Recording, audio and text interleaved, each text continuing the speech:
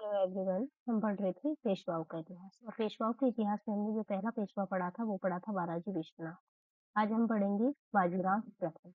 बाजीराव प्रथम का जो समय होता है वो होता है 1720 ईस्वी से लेकर 1740 ईस्वी। ओके,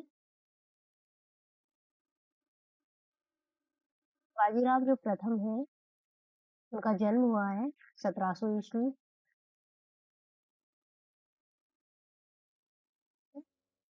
बाजीराव प्रथम का जो जन्म हुआ है वो हुआ है 1700 ईस्वी।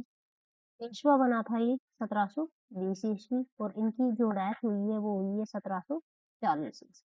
बाजीराव प्रथम में हम जो चीजें पढ़ेंगे उसमें पहली जो पहला पॉइंट है वो है आपके, इन्होंने दिया है हिंदू पद पादशाही का दर्शन। क्या दिया है? हिंदू पद पादशाही का दर्शन। तो इसके द्वारा जो हिंदू पद पादशाही का जो दर्शन दिया गया है वो क्या था? इनके द्वारा कहा गया था कि विदेशियों को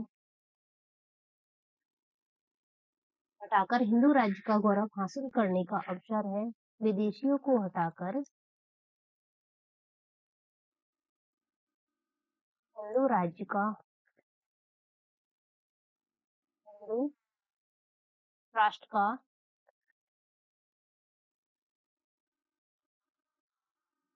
विदेशियों को हटाकर हिंदू राष्ट्र का गौरव प्राप्त करने का अवसर है। हिंदू पद पातशाही का दर्शन क्या था इनका? विदेशियों को हटाकर हिंदू राष्ट्र का गौरव प्राप्त करने का अवसर है। हमें इनकी जड़ों पर प्रहार करना चाहिए। हमें इनकी जड़ों पर प्रहार करना चाहिए। शाखाएं तो स्वतः गिर जाएगी। शाखाएं तो स्वतः गिर जाएगी। ये है क्या? हिंदू पद पातशाही का दर्शन है। किनके द्वारा दिया गया है? बाजीराव प्रथम के द्वारा। इसके अलावा इसमें आगे और लाइन है, एवं मराठा पताका तट से कृष्णा नदी पर लहराई।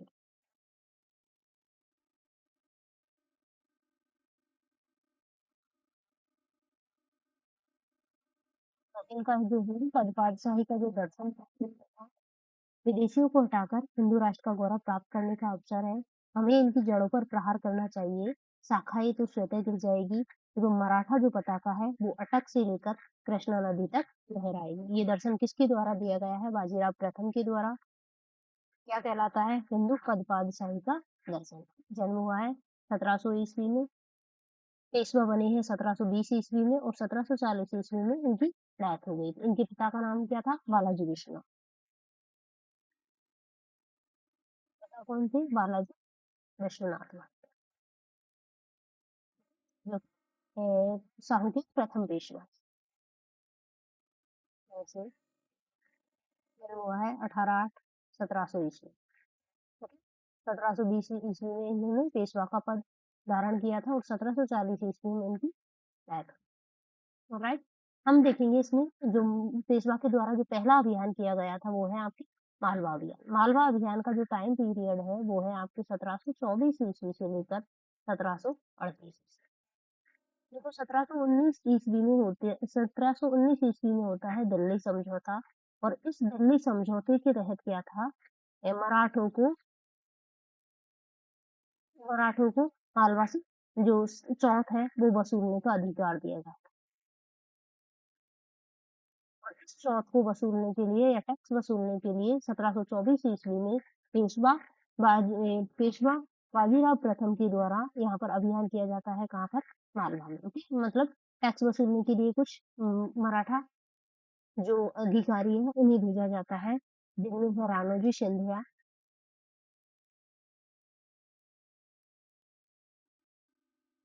राणोजी सिंधिया, उदाजी पवार,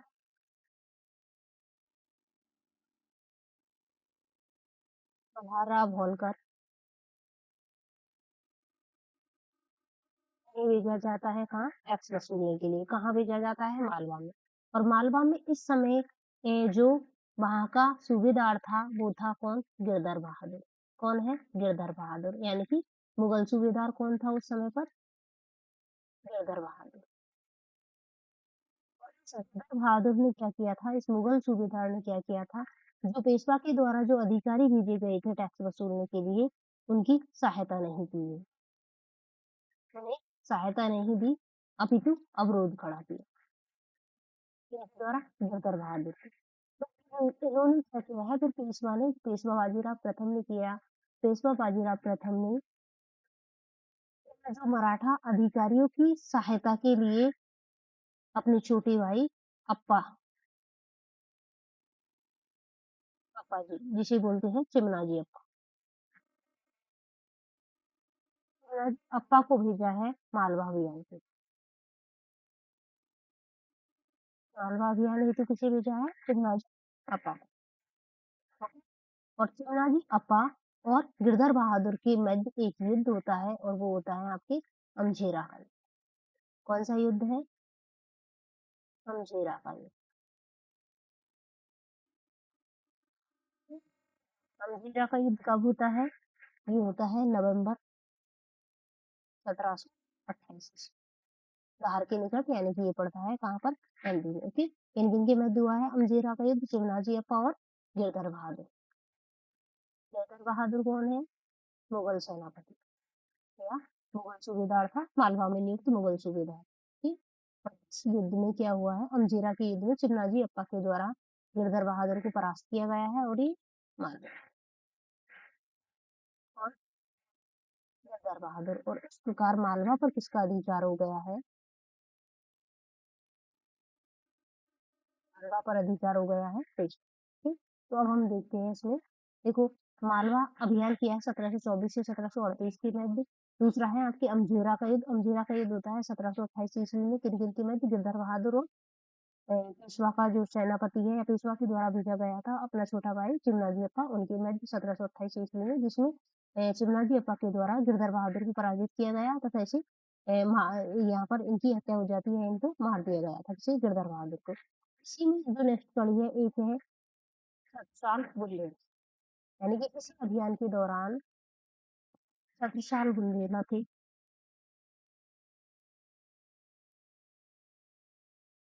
इसी अभियान के दौरान एक रियासत थी बुंदेलखंड।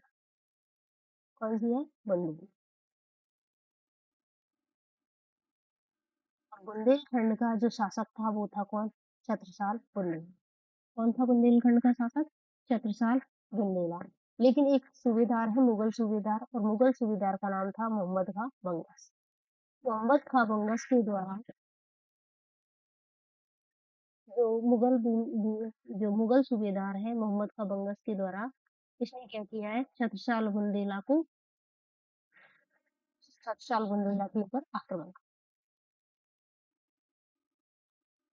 छत्रसाल बुंदेला के ऊपर आक्रमण किया है किनके द्वारा? मोहम्मद खां बंगस के द्वारा। छत्रसाल बुंदेला कहाँ का शासक है? बुंदेलखंड का।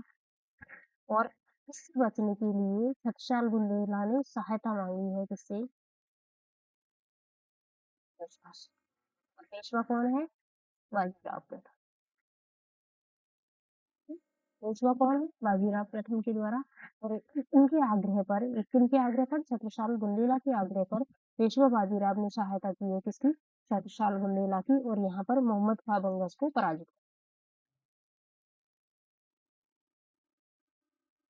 मोहम्मद खां को पराजित कर दिया है। और मोहम्मद खां पराजित होने के पश्चात जो छत्रसाल बुंदेला ने क्या किया है? अपने दो बेटे थे, एक का नाम है जगत सिंह और दूसरा है फिरदेशा। जगत सिंह और फिरदेशा इनके पुत्र है छत्रसाल बुंदेला के। इन दोनों को पेशवा की सेवा में भेज दिया।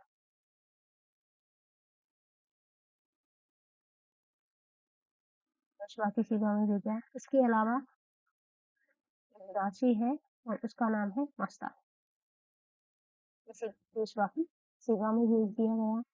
और बुंदेलखंड का बुंदेलखंड का बहुत बड़ा भाग देखिए दे दिया है पेशवा। ठीक। तो आपके जो मालवा अभियान है, मालवा अभियान में आपको क्या क्या देखना था? मालवा अभियान कब हुआ है? 1724 से 1738। अभियान करने का कारण क्या था? 1719 में दिल्ली समझौता हुआ था जिसमें चौथ वसूली का अधिकार दिया गया था मराठों को।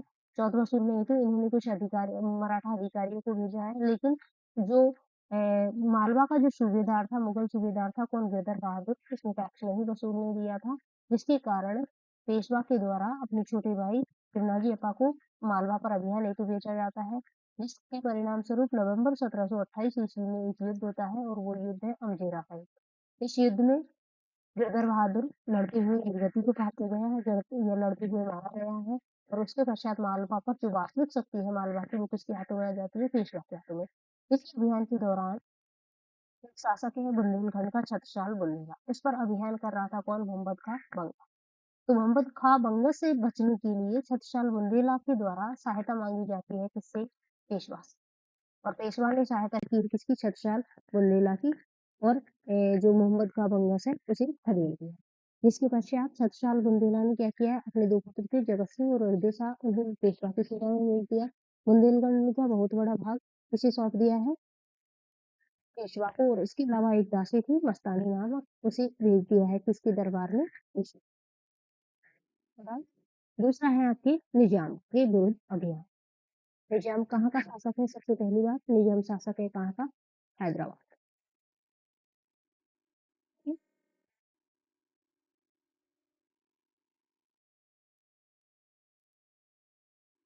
तो हम देखते हैं निजाम के विरुद्ध जो अभियान हुआ है, निजाम के विरुद्ध अभियान क्यों हुआ है? देखो सबसे पहले एक युद्ध आता है शंकरखेड़ा का। कौन सा युद्ध है? शंकरखेड़ा, जिसे हम सुकरखेड़ा भी कहते हैं।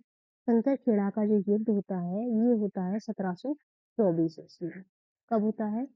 1724 ईस्वी में। इस युद्ध में होता है मुबारिज खां और निजाम।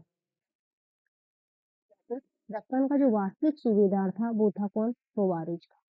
लेकिन जो उत्तर से आता है कौन? निजाम। निजाम आकर मुबारिज खां पर अटैक करता है और दक्कन का जो नेक्स्ट सूबेदार या दक्कन पर अधिकार कौन कर लेता है? निजाम।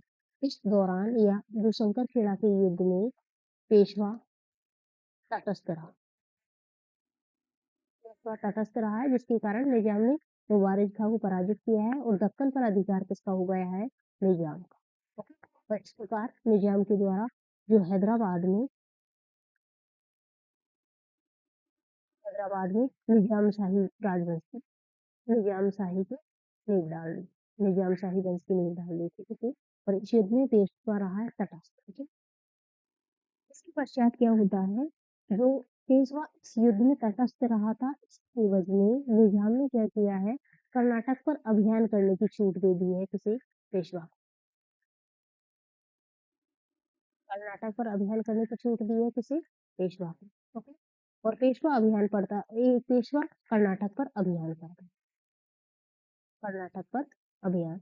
जिस समय पेशवा कर्नाटक पर अभियान कर रहा था, उस समय जो निजाम है, निजाम ने क्या किया है? हमने पहले जब पढ़ा था साहू, उस समय एक चीज पढ़ी थी कि जब साहू और ताराबाई के मध्य जब युद्ध होता है, तो आपके जो मराठा साम्राज्य है वो दो पार्टों में विभाजित हो जाता है, एक नॉर्थ एक साउथ। नॉर्थ का केंद्र था आपके सतारा, साउथ का केंद्र था कोल्हापुर। और इस समय यानी कि आपके बाजीराव प्रथम के समय कोल्हापुर का जो नेतृत्व कर रहा था वो था संभाजी। और सतारा का नेतृत्व अभी भी शाहू कर रहा है। ओके। तो इस समय तो निजाम ने क्या किया है? संभाजी का साथ दिया है, यानी कि संभाजी द्वितीय, ये दोनों एक दूसरे के विरोधी है, शाहू और संभाजी द्वितीय। ओके। उन्होंने क्या कहा निजाम ने क्या किया है? संभाजी द्वितीय को अपने पक्ष में कर लिया है और ये कहा है कि मैं टैक्स किसे दूंगी, टैक्स किसे दूंगा? क्योंकि 1719 में जो दिल्ली समझौता हुआ था, उस समझौते के तहत निजाम को टैक्स देना था। लेकिन इन्होंने ये कहा है कि जो वास्तविक पेशवा होगा मैं उसे टैक्स दूंगा, वास्तविक पेशवा। ओके। और इसके अलावा दूसरा कारण क्या था, एक तो था कि इन्होंने टैक्स नहीं चुकाया है, किसने? निजाम ने। क्या कहा था कि जो वास्तविक पेशवा होगा मैं उसे टैक्स दूंगा। दूसरा कारण क्या था, इन्होंने जो संभाजी द्वितीय के साथ मिलकर जो मराठा साम्राज्य में अव्यवस्था फैला दी, अव्यवस्था अव्यवस्था फैला दी। क्योंकि संभाजी द्वितीय कौन है? जो कोल्हापुर का नेतृत्व कर रहा है। शंकरखेड़ा का युद्ध हुआ है 1724 ईस्वी में, किस किसके में हुआ है? निजाम और मुबारिज काफी में। ऑलराइट। इसके बाद एक और पॉइंट है पालखेड़ा का। पालखेड़ा का युद्ध क्या है? देखो, पालखेड़ा के युद्ध में क्या होता है, वर्ष 1726 ईस्वी में पालखेड़ा का युद्ध होता किन किन के मध्य है? पहली बात तो पालखेड़ा का युद्ध होता है 1726 ईस्वी में। किन किन के मध्य होता है? निजाम वर्सेस पेशवा। पेशवा और निजाम के मध्य युद्ध होता है वर्ष 1726 ईस्वी में। और इस युद्ध में, पालखेड़ा के युद्ध में, पेशवा ने क्या किया है? निजाम को पराजित निजाम को कर दिया है। और पराजित करने के पश्चात जो निजाम के साथ एक संधि की है, और वो संधि है मुंशी शिवगामी। कौन सी संधि है? मुंशी शिवगामी संधि। कालखेड़ा का युद्ध हुआ है वर्ष 1726 ईस्वी में, और इस मुंशी शिवगामी की संधि के तहत इन्होंने कर देना स्वीकार कर लिया। निजाम ने मराठों को कर देना स्वीकार किया है। इसके अलावा शाहू को छत्रपति स्वीकार किया।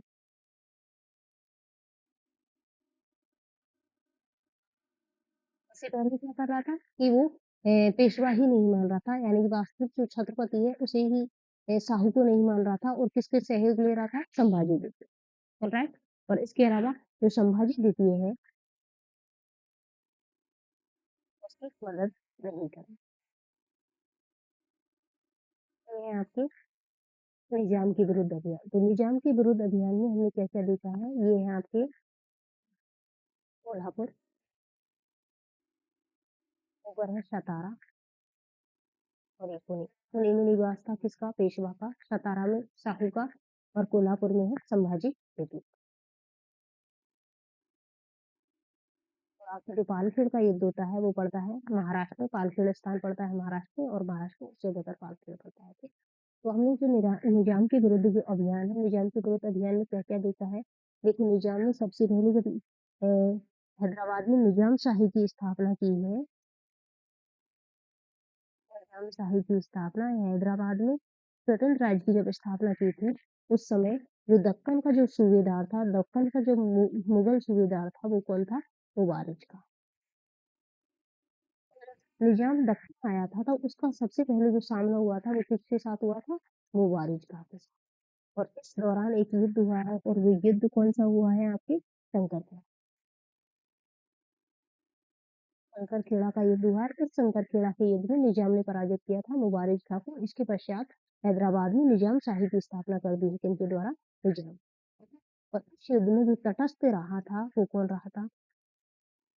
पेशवा। और इसके एवज में निजाम ने क्या किया है? पेशवा को कर्नाटक अभियान की परमिशन। और पेशवा ने कर्नाटक पर अभियान किया था, उसी दौरान निजाम ने आगे क्या किया है? निजाम ने जो मराठा साम्राज्य है या मराठों में अव्यवस्था फैला दी। अव्यवस्था किस प्रकार से फैलाई है? इन निजाम ने क्या किया है? पहला तो इन्होंने टैक्स नहीं दिया। दूसरा, इसमें जो संभाजी द्वितीय है उसकी मदद की। संभाजी द्वितीय की मदद की है, और साहू को छत्रपति स्वीकार करने से मना किया। और ये कहा है कि जो वास्तविक छत्रपति होगा उसे ही मैं टैक्स दूंगा। इसके पश्चात जो पेशवा के द्वारा अभियान किया जाता है, और जो यहाँ पर एक युद्ध होता है, वो है आपके पालखेड़ा का। ये पालखेड़ा का युद्ध। और पालखेड़ा का जो युद्ध होता है वो होता है 1726 ईस्वी। ठीक है। फिर उसके बाद होता है निजाम और पेशवा के निजाम व पेशवा के मध्य युद्ध होता है। इस युद्ध में निजाम पराजित हो जाता है। पराजित होने के पश्चात एक संधि होती है, और वो संधि कौन सी है? मुंशी शिवगामी। और इस मुंशी शिवगामी की संधि के तहत जो शर्तें थी वो सारी मान ली गई है, जिसमें टैक्स देना स्वीकार कर लिया है। दूसरा, टैक्स देने के अलावा इसने संभाजी द्वितीय की जो मदद कर रहा था उसे अस्वीकार कर दिया। तीसरा, इसने जो साहू को छत्रपति स्वीकार कर दिया।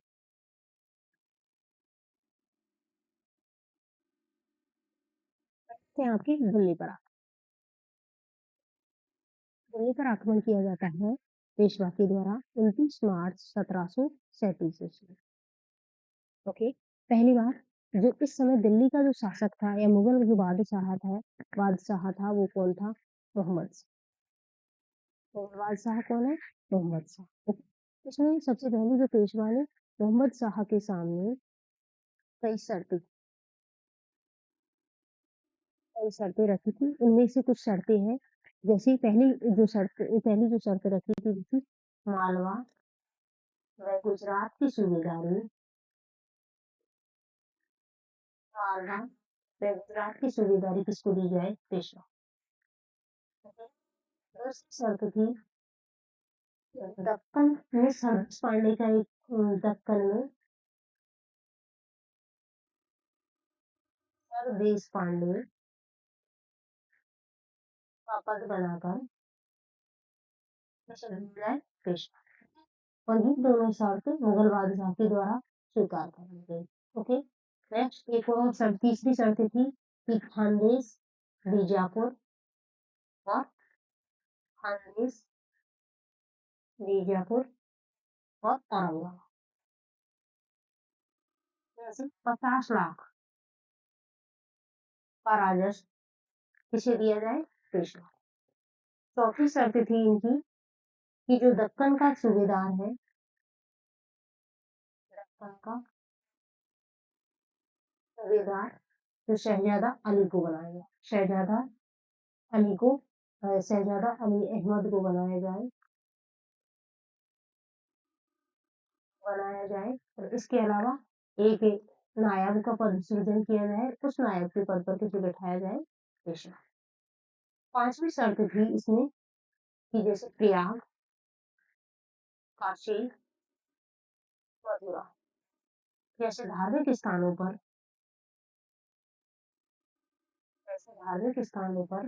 पेशवा को धार्मिक स्थानों पर पेशवा का नियंत्रण। तो पहली दो शर्तें तो क्या थी? मालवा और गुजरात की सूबेदारी किसे किसे किसे बनाया जाए? पेशवा को। दूसरी थी दक्कन में सरदेश पांडे का पद का सृजन किया जाए, उस पर किसे बिठाया जाए? पेशवा को। इन दो शर्तों को स्वीकार कर लिया था मोहम्मद शाह के द्वारा, लेकिन अगली जो तीन शर्तें थी उन्हें स्वीकार नहीं किया गया था, जिसमें खानदेश, बीजापुर और औरंगाबाद में 50 लाख का राजस्व पेशवा को दिया जाए। एक शर्त थी कि दक्कन में जो सूबेदार है वो शहजादा अली अहमद को बनाया जाए, वो एक नायब पद का सृजन किया जाए, उसको नायब पद किसे दिया जाए? पेशवा। नेक्स्ट जो चौथी इसमें क्या था? प्रयाग, काशी और मथुरा जैसे धार्मिक स्थानों पर नियंत्रण किसे दिया जाए? पेशवा। और इन तीन शर्तों शासक था मोहम्मद शाह, उनके द्वारा स्वीकार कर दिया। इसके पश्चात क्या किया है? इसके अलावा अवध का सूबेदार था, या अवध में जो यहाँ पर अवध में मुगल सूबेदार कौन था? सआदत खां। सआदत अवध में कौन था? सआदत खां। इनके द्वारा क्या किया गया है? वर्ष 1737 ईस्वी में एक मराठा सरदार था, उनका नाम है मल्हार राव होलकर।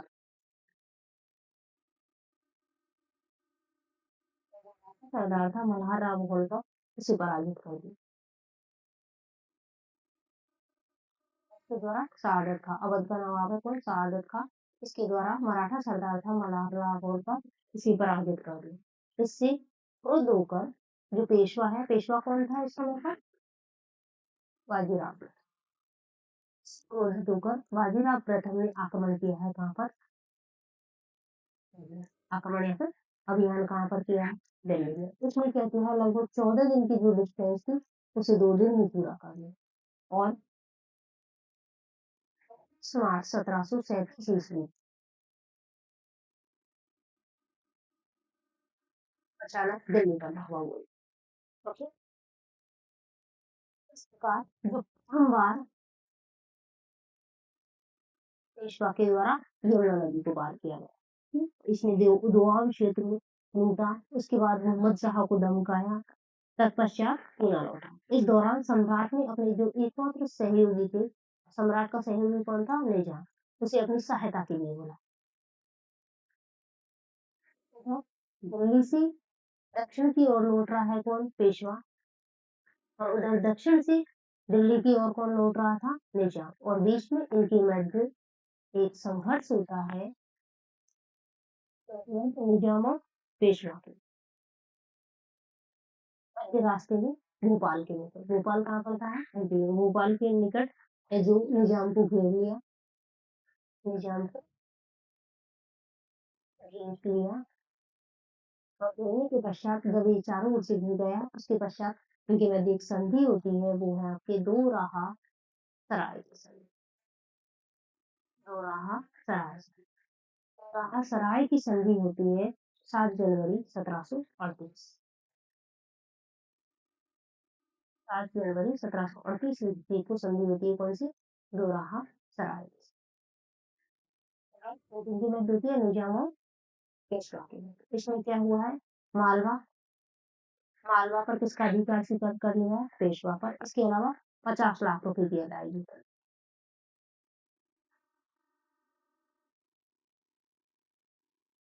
वर्ष 1740 ईस्वी में निजाम की मृत्यु हो जाती है। निजाम के पश्चात उनका जो उत्तराधिकारी बनता है वो है नासिर। कौन है नेक्स्ट उत्तराधिकारी उनका? नासिर जंग। नासिर जंग ने इस संधि की अवहेलना की थी, इस कारण पेशवा ने नासिर जंग को 1740 ईस्वी में, मार्च 1740 ईस्वी में पराजित किया है। और पराजित करने के पश्चात जो नासिर जंग के साथ एक संधि की है वो है आपकी मुंगी पैठन की संधि। मुंगी पैठन की संधि किसके साथ हुई है? नासिर जंग और पेशवा की। तो ये है आपकी निजाम पर अभियान, या फिर सॉरी, दिल्ली पर आक्रमण। दिल्ली पर आक्रमण में आपको क्या क्या देखना है? दिल्ली पर आक्रमण को आपको देखना है, सबसे पहली चीज है कि पेशवा ने, इस समय दिल्ली का शासक कौन है? मोहम्मद शाह। यानी कि मुगल शासक कौन था? मोहम्मद शाह मुगल शासक था। मोहम्मद शाह के सामने पेशवा के द्वारा कुछ शर्तें रखी गई थी, जिसमें मालवा और गुजरात की सूबेदारी पेशवा को दी जाए, दक्कन में सरदार सरदेश पांडे का पद बना था, पेशवा को दिया जाए। इसके अलावा खानदेश बीजापुर और औरंगाबाद से 50 लाख का राजस्व की डिमांड की है, जिसके द्वारा पेशवा के द्वारा। दक्कन में सूबेदार का जो पद है वो शहजादा अली अहमद को बनाया जाए, और नायब का जो पद है उसे किसे दिया जाए? पेशवा। एक और शर्त, प्रयाग, काशी और मथुरा जैसे धार्मिक स्थानों पर, जो मथुरा जैसे धार्मिक स्थानों पर पेशवा का नियंत्रण। राष्ट्रीय 3 शर्तें थी, उन्हें स्वीकार नहीं किया गया था मुगल बादशाह मोहम्मद शाह के द्वारा। और इसके अलावा एक और कारण था, जिसमें जो अवध का नवाब है सआदत खां, उसके द्वारा मराठा सरदार मल्हार को पराजित कर दिया गया। इसी क्रोधों का जो पेशवा बाजीराव प्रथम है, उसने दिल्ली पर धावा बोल दिया। ये घटना है 1737 ईस्वी। ठीक है। और अभियान करके जो 14 दिन की जो दूरी थी वो महज 2 दिन में पूरी कर दी। तो जो द्रुतगामी जो अभियान था उसे हम बोलते हैं ब्लिट्जक्राइग। इसमें जो पॉइंट है उसमें पहला है दिल्ली पर अभियान, दूसरा है ब्लिट्जक्राइग। ब्लिट्जक्राइग क्या है? तीव्र गति से जो तीव्र गति से जो दूरी तय की है उसे हम बोलते हैं ब्लिट्जक्राइग। 500 सैनिकों के साथ की थी ब्लिट्जक्राइग।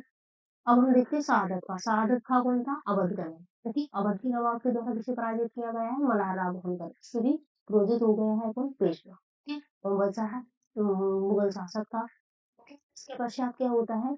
अभियान कर दिया है दिल्ली में। दिल्ली में अभियान करने के पश्चात मुगल शासक को धमकाया है। धमकाने के बाद वो वापस आता है, और वापस आता है उस समय जो मोहम्मद शाह है मुगल शासक, उसका सहयोगी कौन था? निजाम। ठीक है।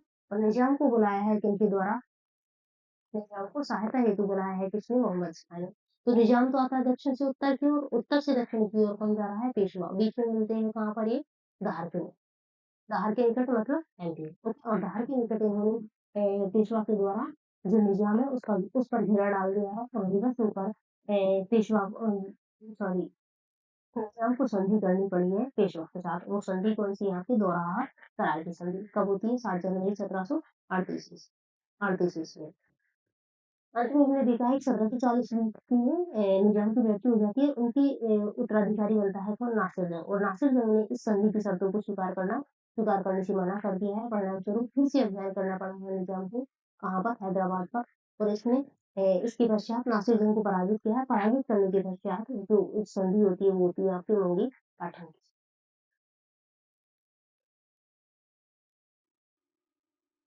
जो नासिर जंग पर जो पेशवा की जो विजय थी वो पेशवा की अंतिम विजय भी मानी जाती है। ओके। आगे हम देखते हैं पुर्तगालियों पर। बाजीराव प्रथम के द्वारा पुर्तगालियों का भी दमन किया जाता है। देखिए पुर्तगालियों के भारत में 2 केंद्र हैं, एक है आपकी दमन, दूसरा है दमन से गोवा तक का जो पूरा पार्ट था पश्चिमी भारत में, पश्चिम भारत में जो समुद्री तट के किनारे-किनारे दमन से गोवा तक का जो संपूर्ण पार्ट था वो पुर्तगालियों के अधिकार में। ओके, इसकी उत्तरी राजधानी थी बसील और दक्षिणी राजधानी थी कौन सी? गोवा। ये थे रिच लोग क्या करते थे? धर्मांतरण करते थे। इसके अलावा लोगों को पीड़ित करते थे, लूट-मार करते थे। इसके अलावा इन्होंने सिस्टम चला रखा था कार्टेज सिस्टम। परमिशन के बिना समुद्र से व्यापार नहीं कर सकते। अत्याचार करते थे लोगों पर। इस कारण पेशवा ने अपना जो भाई है, छोटा भाई है चिमनाजी अप्पा से पुर्तगालियों पर अभियान के लिए भेजा। पुर्तगालियों पर अभियान हेतु भेजा। उन्होंने क्या किया है 1737 ईस्वी में थाने पर अधिकार कर लिया, 1738 में बसीन पर कब्जा कर लिया, यानी कि बसीन और थाने पर अधिकार इसके द्वारा चिमनाजी अप्पा के द्वारा। जब ये लोग पुर्तगालियों पर अभियान कर रहे थे तो अंग्रेज डर गए और अंग्रेजों ने क्या किया है अंग्रेजों ने भयभीत होकर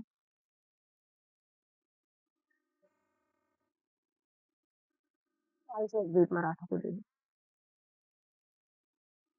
सालसेट द्वीप मराठों को दे दिया और मराठों के साथ संधि कर ली किनके द्वारा अंग्रेजों के द्वारा। इस अभियान के समय पर यानी कि जब पुर्तगालियों का दमन कर रहे थे मराठी उसी समय पर दिल्ली पर अभियान होता है किनका नादिर शाह। दिल्ली पर 1739 ईस्वी में अभियान कौन करता है नादिर शाह। नादिर शाह का जब दिल्ली पर अभियान हुआ था उस समय पे जो मराठी कहाँ पर बिजी थे पुर्तगालियों का दमन करने में व्यस्त थे। इस कारण जो उत्तरी भारत में नहीं आ पाए थे मराठा। नादिर शाह ने वापसी के वक्त पेशवा को खत लिखकर मुगल बादशाह के प्रति वफादार रहने को कहा। जवाब में पेशवा ने क्या किया नजराने के तौर पर 101 मुहरें दे दी थी किसी नादिर शाह। ऑलराइट, ये है आपकी पुर्तगाली अभियान। अंत में हम देखते हैं गुजरात में गुजरात पर भी अभियान किया है। देखो यहाँ पर क्या होता है साहू साहू उनका छत्रपति था।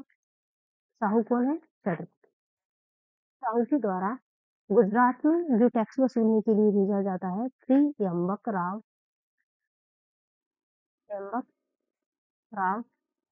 दाभादे। कौन है त्र्यंबक राव दाभादे कहाँ भेजा जाता है गुजरात। लेकिन जो त्र्यंबक राव दाभादे है वो पेशवा का विरोधी था। पेशवा का विरोधी था इस कारण उन्होंने न केवल गुजरात अपितु मालवा पर भी दावा प्रस्तुत किया। इसके द्वारा त्र्यंबक राव दाभादे इसने क्या किया है न केवल गुजरात अपितु मालवा की भी जो संयुक्त रूप से चौथ वसूलने का प्रयास किसके द्वारा किया गया है त्र्यंबक राव दाभादे। इसमें पेशवा ने क्या किया है जो पेशवा ने उनके अभियान किया है फिर कहाँ पर गुजरात में।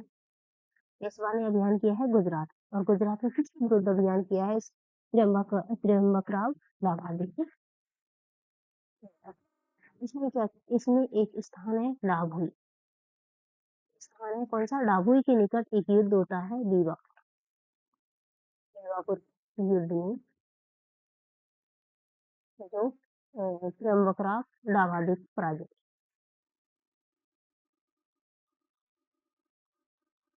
दाभादे पराजित किसके द्वारा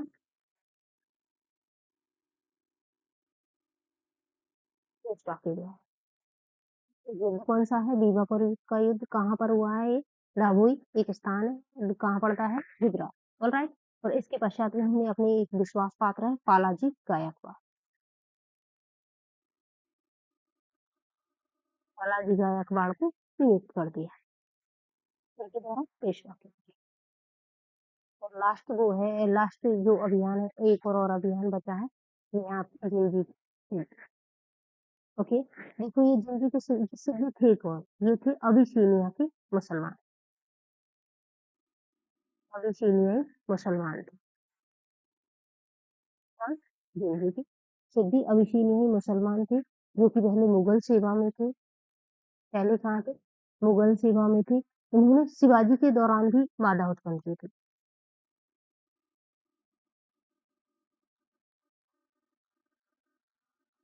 शिवाजी के दौरान भी बाधा उत्पन्न कर दी की थी और पेशवा के भी 2 अभियान असफल किए थे। पेशवा के 2 अभियान असफल किए थे। पेशवा के 2 अभियान असफल कर दिए और तीसरे अभियान में पेशवा सफल हुए। पेशवा सफल हुआ है तीसरे में। ऑलराइट? तो आप आज हमने कौन-कौन सी चीज़ें देखी? हमने देखी है अ, बाजीराव प्रथम के द्वारा पहला तो है इंदुपद बादशाही का उनके द्वारा दर्शन दिया गया है। दूसरा है इसने मालवा में अभियान किया था। तीसरा निजाम के विरुद्ध अभियान। इसके अलावा हमने पढ़ा है कौन-सा दिल्ली पर आक्रमण किया गया है। दिल्ली पर आक्रमण के अलावा पुर्तगाली को दमन किया है और लास्ट गुजरात अभियान है और गुजरात अभियान लास्ट है यहाँ पे जंजीर सिद्ध। Thank you for watching.